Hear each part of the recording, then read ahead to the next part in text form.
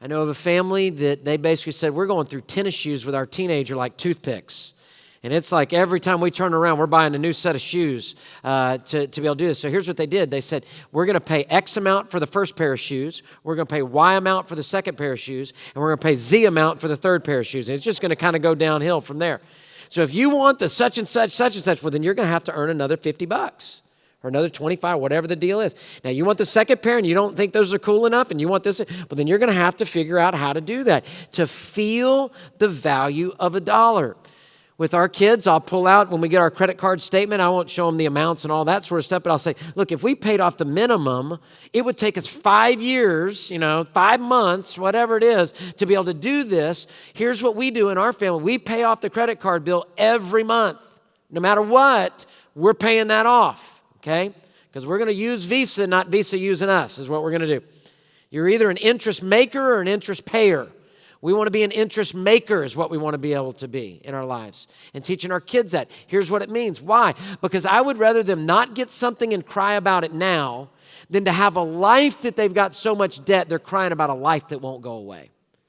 You can cry about some shoes that didn't happen, but when you start crying about a life that won't go away, now you got a problem. I asked my dad yesterday, I said, when's the first Astro game that you all ever took me to? He said, I think the first one that I remember is your mom was pregnant with you in the Astrodome. So I was in the womb at an Astros game. He said, yeah, and your mom said, I'm kind of feeling some cramps. And he said, hey, let's stay to the end of the game. We're really close to the medical center, which was not a good move. It might be why they got divorced, a couple years later. I don't know. And then a week later, I was born. So I was in an Astro game a week before I was born. So we've been to a ton of games.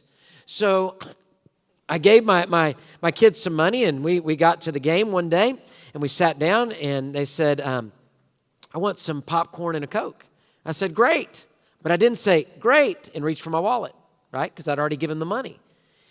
So they got up, they went up to the counter, they got their popcorn and Coke, they came back down. When they sat down in the seats, they didn't look at me and say, who's it bad? What's the score? What happened? Did I miss anything? They turned, as soon as they sat down, turned and said, do you know how much this cost?